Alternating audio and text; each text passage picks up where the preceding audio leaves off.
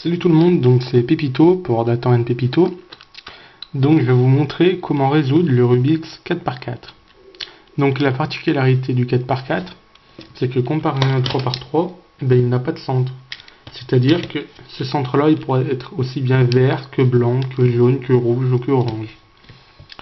Donc c'est pour ça qu'au 4x4, le principal objectif au début est de faire les centres. Après, elle les arrête. Et ensuite, il se résout comme un 3x3. Donc, comment faire les centres? En fait, il faut d'abord faire les deux paires de couleurs et de les réunir ensuite pour faire le centre. Donc, je vais vous montrer là. Donc, par exemple, j'ai ce blanc et ce blanc là. Je vois que si je tourne comme ceci, ça me fait ma première paire. Donc, je vais chercher deux autres. Il y en a un là et l'autre qui est là. Donc, je vais les aligner comme ceci. Donc je vois si lui je descends ici, ça fera mon autre paire. Donc je descends. Voilà, j'ai ma paire. Et donc maintenant, il me suffit simplement de les rassembler. Donc l'ordre des centres est important sur le 4x4. Il faut respecter les couleurs. Donc là j'ai fait le blanc. Donc à l'opposé du blanc, ce sera le jaune. Ici du orange, du bleu, du rouge et du vert. Donc, une fois qu'on a fait le centre blanc, il faut faire celui qui est à l'opposé, le jaune. Donc, il marche par paire aussi. Donc, je vais faire une première paire ici. Donc, lui, je le monte.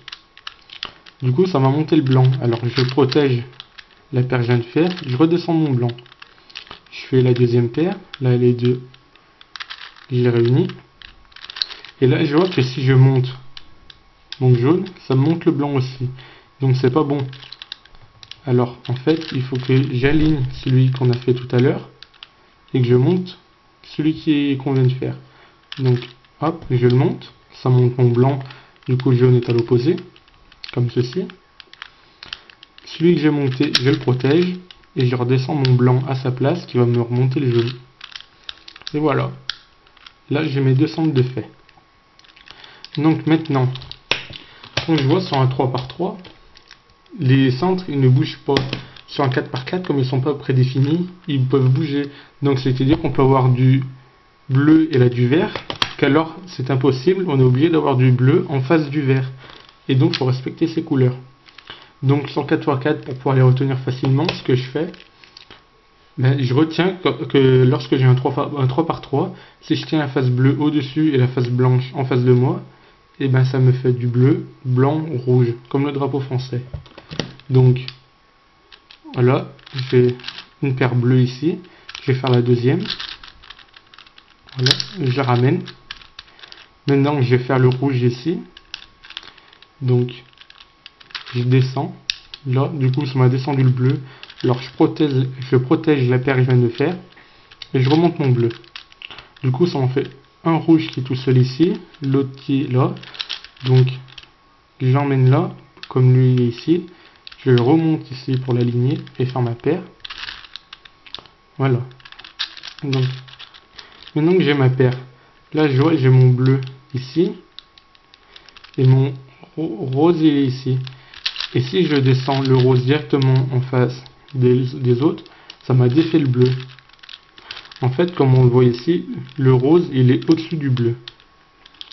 Donc, en fait, le rose il faut que je protège et que j'emmène la paire bleue ici. De manière à ce que le rose soit au-dessus du bleu pareil. Je les aligne et je les redescends. Comme ça, les deux centres sont faits. Bon, maintenant, il y a les deux derniers centres. Il y a différents cas. Donc, par exemple, il y a ce cas. En fait, il va falloir descendre un vert ici.